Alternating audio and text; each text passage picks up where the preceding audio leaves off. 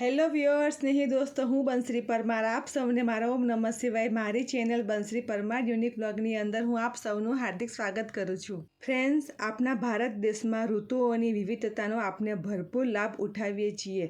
તેમાં જો ખાવા પીવાના અવનવા સ્વાદના શોખીન હોઈએ તો મુખ્ય એવા સિઝનલ અથાણા બનાવીને 12 મહિના તેના સ્વાદનો લુપ્ત ઉઠાવવાનું આપણે ચૂકી જઈએ એવું તો નથી જ. ફ્રેન્ડ્સ, લીંબુને તો આપણે સૌ કંઈ ઓળખીએ જ છીએ, પણ આજે જમ્બો લીંબુ એટલે કે બીજોરું. હા, તમે બરાબર જ સાંભળ્યું, બીજોરું, જે નથી લીંબુ કે નથી મોસંબી, તેમ છતાં તેને લીંબુનો સ્વાદ મળ્યો છે અને મોસંબીની સાઇઝ મળી છે. કચ્છમાં સૌથી વધુ અથાણું કોઈ ખવાતું હોય તો એ બીજોરાનું છે. કર્મભૂમિ કચ્છમાં રહેતા હોઈએ, બીજોરાનું અથાણું ભાવતું હોય અને એ ન બનાવે તો થઈ રહ્યું. ફ્રેન્ડ્સ, તમે જાણો છો એમ જ મેં મારી ચેનલ ઉપર અથાણાના અવનવા વિડીયોઝ રજૂ કર્યા છે, જેમાં કેરીનું છે, ડાબલા કેરીનું છે, લીંબુનું છે, આખા લીંબુનું છે, ફણસનું છે, ચણા મેથી લસણિયું અથાણું છે અને એની અંદર આજે ફરીથી બીજોરાના અથાણાનો વિડીયો ઉમેરું છું, જેમાં એક જ વિડીયોમાં અલગ અલગ 2 રીત મેં રજૂ કરી છે. ફ્રેન્ડ્સ, પર્યાવરણ પ્રેમી હોવાના નાતે પ્રકૃતિના ખોળે, ખેતરે, વાડીએ મારે અવારનવાર જવાનું થાય છે. એમાં પણ ચોમાસું હોય એટલે આ મોસમને માલવાની મજા જ કંઈક ઓર હોય છે. તો આવી રીતે જ મારે જવાનું થયું અને ત્યાંથી મને ભેટ રૂપે 4-5 મોટી સાઇઝના બીજોરા આપ્યા હતા અને આ એ જ બીજોરાનું અથાણું મેં બનાવીને વિડીયો રજૂ કર્યો છે. ફ્રેન્ડ્સ, આ બીજોરાની વાડીને લગતી રીલ્સ બનાવીને મેં મારા પ્રોફાઇલ પર અપલોડ કરેલી જ છે અને આ સિવાય બીજી અવનવી રીલ્સ પણ છે. બની શકે કે કોઈને ક્યાંક ઉપયોગી થાય. બીજોરાના આ અથાણાના વિડીયોને લગતી માહિતી તમને ડિસ્ક્રિપ્શન બોક્સમાં મળી જશે. તમે પણ બનાવજો, તમારા અનુભવો મારી સાથે શેર કરજો અને આ વિડીયો ગમે તો લાઈક, કમેન્ટ, શેર કરજો અને હા, સબસ્ક્રાઈબ કરવાનું તો ભૂલશો જ નહીં. તો આવો મારા રસોડે. હેલો વ્યુઅર્સ, સ્નેહી દોસ્તો, આ 1 કિલોની આસપાસ કાચા બીજોરા છે. આગળ કહ્યું તેમ મારે ખેતરમાંથી ભેટ રૂપે આવેલા હોવાથી તેની સાઇઝ નાની મોટી છે. તમારે એક સરખી સાઇઝના અને કડક તથા ડાઘા વગરના બીજોરાની પસંદગી કરવી. તેને સારી રીતે પાણીથી ધોઈને કોરા કરીને લેવા. ઉપર નીચે રીંટિયાનો ભાગ કાપીને ઊભા સમારવા. ઊભી ચીરીઓ કરીને મીડિયમ સાઇઝના કટકા કરવા. ખાસ એ ધ્યાન રાખવાનું કે દરેક કટકામાં એની છાલ આવે. તેની અંદરના બી બધા જ કાઢી નાખવા. બને ત્યાં સુધી એક સરખી સાઇઝના કટકા કરવા.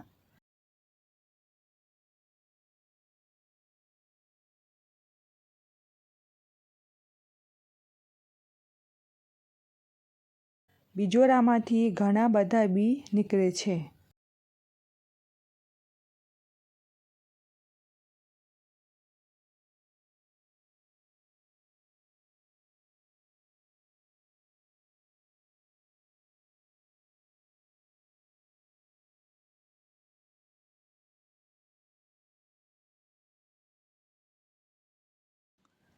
અહીં મેં 4 બીજોરાની ચીરીઓ કરીને એક સરખા કટકા કરી લીધા છે.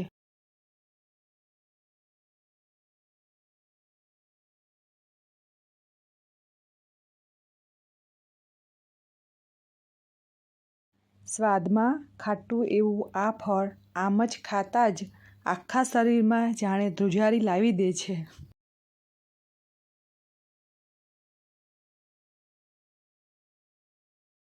તેમાંથી કેટલા બધા બી નીકળેલા જોઈ શકાય છે. આગળ કહ્યું એમ ભેટ રૂપે આવેલ બીજોરા 1 કિલો હોવાથી અહીં હું એકસાથે 2 રીતથી અથાણું બનાવી રહી છું. એ બંને રીતમાં પ્રથમ સ્ટેપ એટલે બીજોરાના કટકાને આથવા અને તેના માટે બધા જ કિલોના કટકામાં માપ પ્રમાણે 3 ટીસ્પૂન મીઠું અને અડધી ટીસ્પૂન હળદર પાવડર ઉમેરવો. બધાને હાથથી જ હળવેથી મિક્સ કરવું.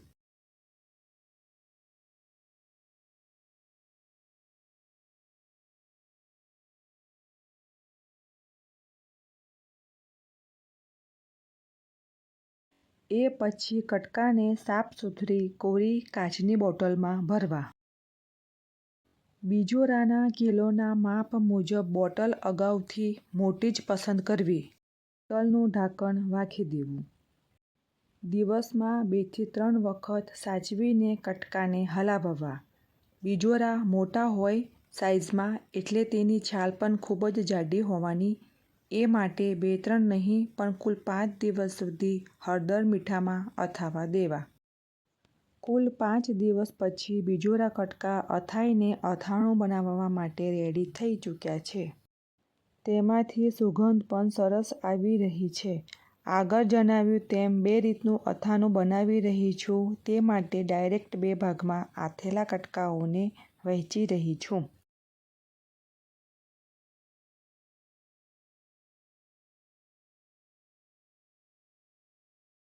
તો 2 ભાગમાં કટકાઓ રેડી છે, જેમાંથી બીજા ભાગને હું હાલ સૂકવી દઉં છું, જેનું મસાલેદાર ગળચટ્ટું અથાણું બનાવીશ. અને હાલ પહેલા ભાગનું હું ઇન્સ્ટન્ટ અથાણું બનાવી રહી છું. અહીં તેમનું ખાટું પાણી વધુ નીકળ્યું નથી, પણ હા, કટકાને દબાવતા તે જ્યુસી હોવાનું માલુમ પડે છે. બિજોરાના કિલો કટકાના 500 ગ્રામના ભાગ પ્રમાણે એક ભાગ માટે 400 ગ્રામ ગોળનું માપ પરફેક્ટ છે. અહીં ઇન્સ્ટન્ટ અથાણાંનો રંગ પીળાશ પડતો આવે માટે મેં અહીં પીળા રંગનો ગોળ પસંદ કર્યો છે. બાકીના મસાલા આપેલ લિસ્ટ મુજબ. સૌ પ્રથમ તો ગોળને સમારી લેવો. ગેસ ઓન કરીને એક પેનમાં 1 ટેબલસ્પૂન તેલ ઉમેરવું. તેલ ગરમ થતાં સમારેલ ગોળને ઉમેરી હલાવતા પીગાળવો.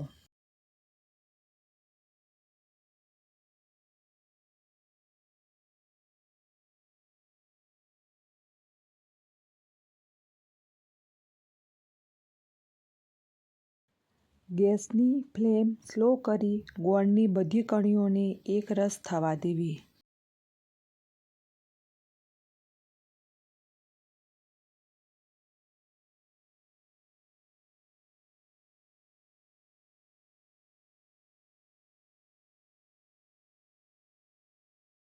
એ પછી બિજોરાના અથાયેલા કટકાઓને ઉમેરીને બધું મિક્સ કરવું. ગોળમાં જ કટકાઓને ચઢવા દેવાના છે. સતત હલાવતા રહેવું જરૂરી છે.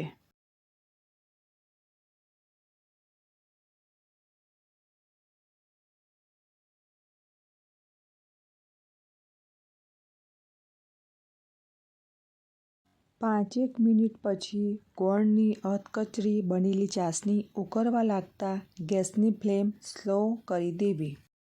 ચાસણીને ચેક કરતાં તે અડધા તારની માલુમ પડશે અને કટકાના ભાગનો રંગ પણ બદલાયેલ દેખાશે, એટલે કે ચાસણી ચઢેલી જણાશે.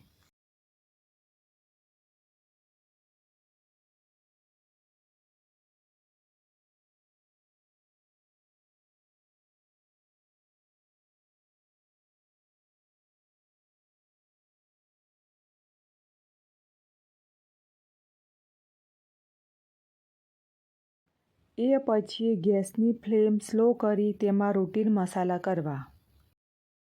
આ રેગ્યુલર મરચાં પાવડર 1 ટીસ્પૂન, ધાણાજીરું પાવડર 2 ટીસ્પૂન, હળદર પાવડર 1/4 ટીસ્પૂન ઉમેરવી. કાશ્મીરી લાલ મરચું પાવડર 1 ટીસ્પૂન, મીઠું 1/4 ટીસ્પૂન અને 1/4 ટીસ્પૂન હિંગ ઉમેરવી. હવે ગેસની ફ્લેમ બંધ કરી દેવી અને જે ચાસણી ગરમ છે તેમાં જ બધા મસાલા મિક્સ કરતાં બધું સરસ રીતે હલાવવું. તો 15 મિનિટની મહેનત પછી તૈયાર છે બિજોરાનું ઇન્સ્ટન્ટ અથાણું, જે ઠંડુ થયા પછી બરણીમાં ભરવા યોગ્ય બનશે. ઠંડુ થયા પછી અથાણાંનો રંગ સરસ ખીલ્યો છે અને ચાસણીની કન્સિસ્ટન્સી પણ પરફેક્ટ છે. આ અથાણું ભાખરી, રોટલી, રોટલા કે ખીચડી સાથે સ્વાદ જમાવી દે છે. તો તમે પણ બનાવજો અને તમારા અનુભવ મારી સાથે શેર કરજો. બરણીમાં અથાણાને સરખી રીતે પ્રેસ કરીને સમથર બનાવીને ભરવું અથાણાની લાઈફ લોંગ કરવા માટે ખૂબ જ જરૂરી છે.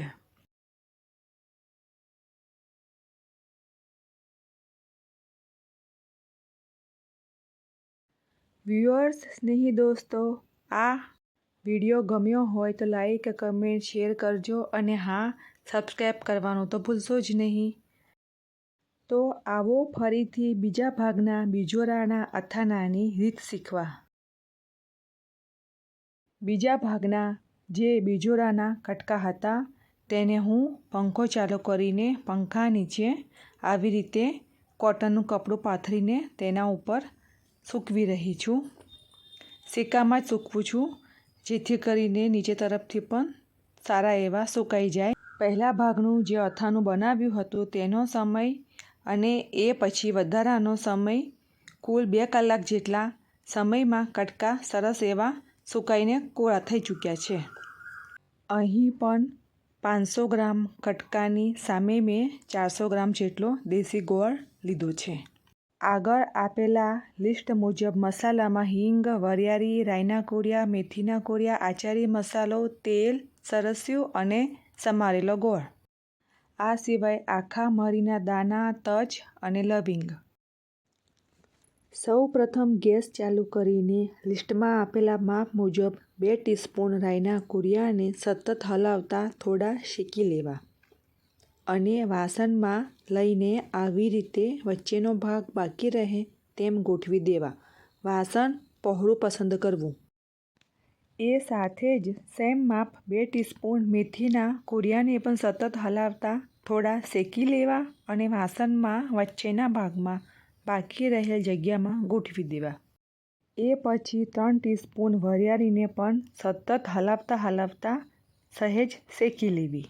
એ દરમિયાન વાસણમાં કાઢેલા કોળિયામાં વચ્ચે ફરીથી જગ્યા કરીને ત્યાં અડધી ટીસ્પૂન હિંગ પાવડર ઉમેરવો. શેકાયેલી આખી વરિયાળીને પણ એ કોળિયાના ચોમેર ફરતે ઉમેરવી. એ પછી 100 મિલી સરસ્યું તેલ લઈને એ જ પેનમાં ગરમ કરવું.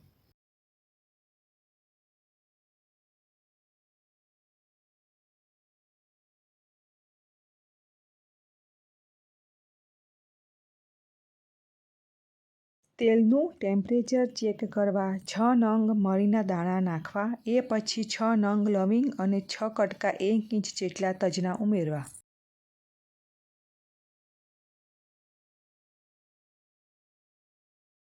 એક બાય 4 ટીસ્પૂન જેટલો હળદર પાવડર મસાલામાં વચ્ચોવચ્ચ ઉમેરવો. મરીના દાણા ઉપર આવી જાય એટલું જ તેલને ગરમ કરવું અને એ પછી જરાક હલાવી ઝડપથી ભેગા કરેલા મસાલા પર રેડીને ઢાંકી દેવું. ઢાંકણ વાગેલું રાખીને જ સાધારણ હલાવવું. હળદર પાવડરનો સરસ રંગ અને મસાલાની સોડમથી રસોડું મગમગી ઉઠ્યું છે હાલ તો. સ્પેચ્યુલાની મદદથી બધું એકસરખું મિક્સ કરી લેવું.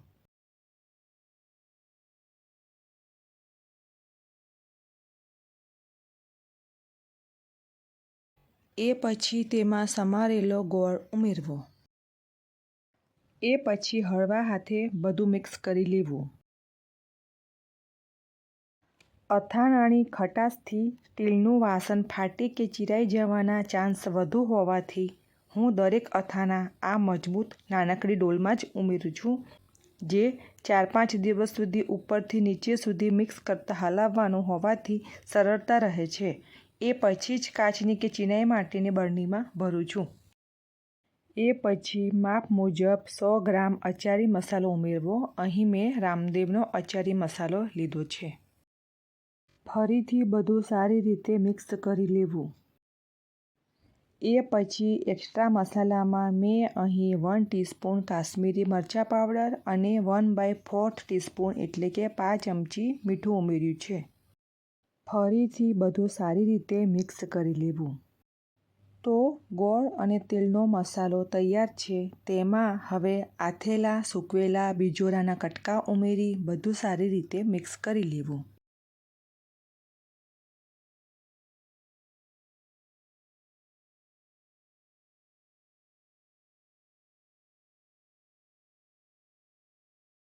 ફાઇનલી બધું સારી રીતે મિક્સ થઈ ચૂક્યું છે. અથાણાનો ગોળ ઓગળી રસાદાર થાય તેની રાહ તો જોવી જ પડશે. 3 કલાકમાં જ સાધારણ ગોળ ઓગળેલો જોઈ શકાય છે.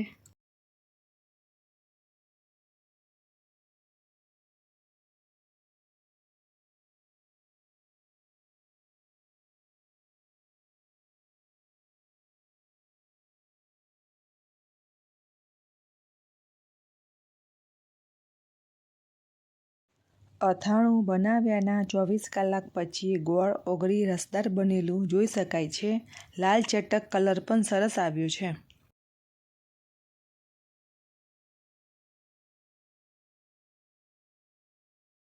આ અથાણું 2-3 દિવસ પછી બરણીમાં ભરવા રેડી થઈ જશે.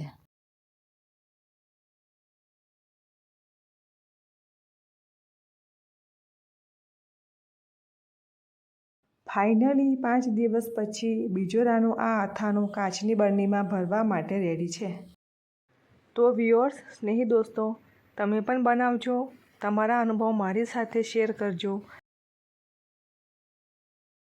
આ વિડીયોની સંપૂર્ણ માહિતી તમને ડિસ્ક્રિપ્શન બોક્સમાં મળી જશે. આ વિડીયોમાં બિજોરાના અથાણાની 2 રીતો તમને ગમી હોય તો લાઈક, કમેન્ટ, શેર કરજો અને હા, સબસ્ક્રાઈબ કરવાનું તો ભૂલશો જ નહીં.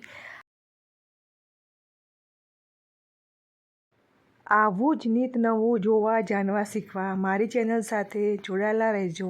તો ફરીથી આવીશ. હા ને, આવજો.